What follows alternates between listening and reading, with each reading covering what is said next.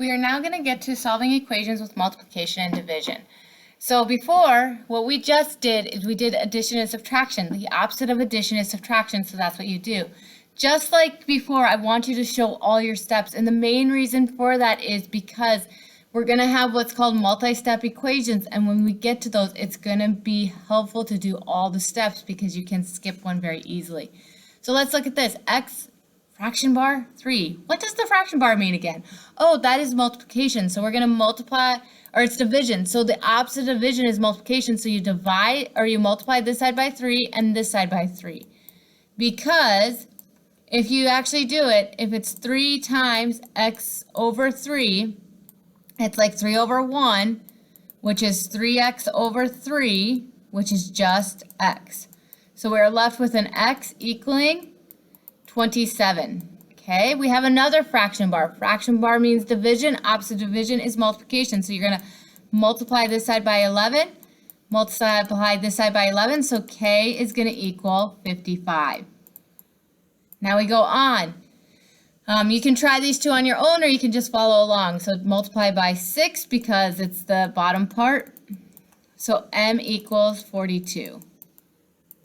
And then this one, show that you're multiplying by 8. Multiplying by 8, so 16 equals c.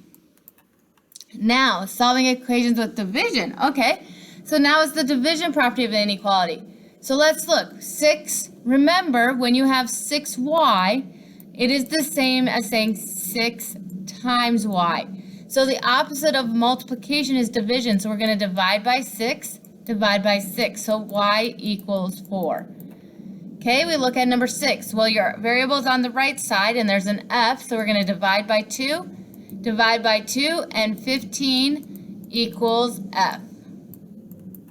Then we go to the next one. 8n, so divide by 8, and 8 divided by 8 is 1, n equals 1. Next one, divide by 7, p equals 9. 9 times 7 is 63.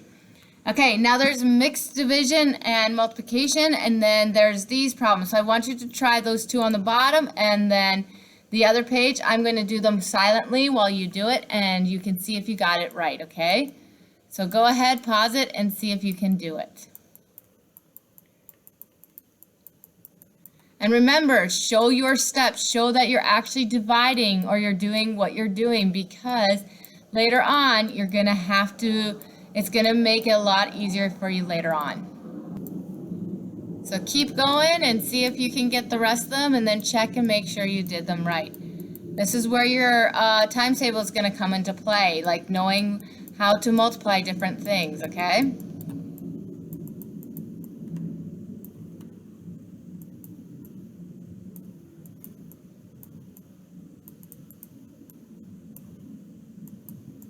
Remember, your fraction bar means division, so opposite of division is multiplication.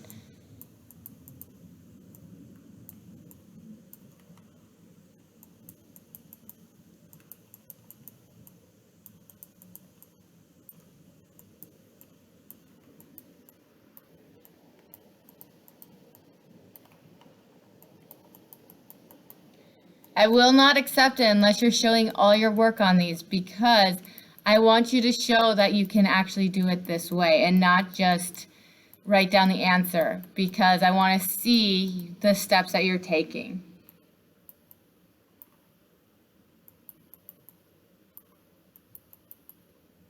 And the last one is kind of tricky because it's going to be z equals 4, 72 divided by 8.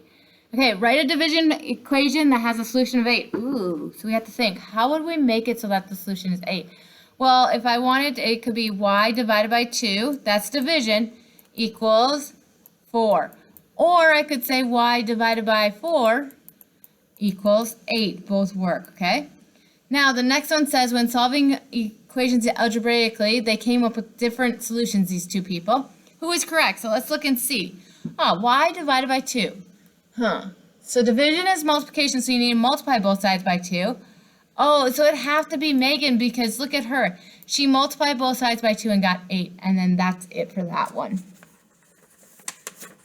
And then that's all of it for today, and so Hopefully, in class, we're going to do a few more practice problems or maybe one of the enrichment activities, but that's it for you guys. Bye.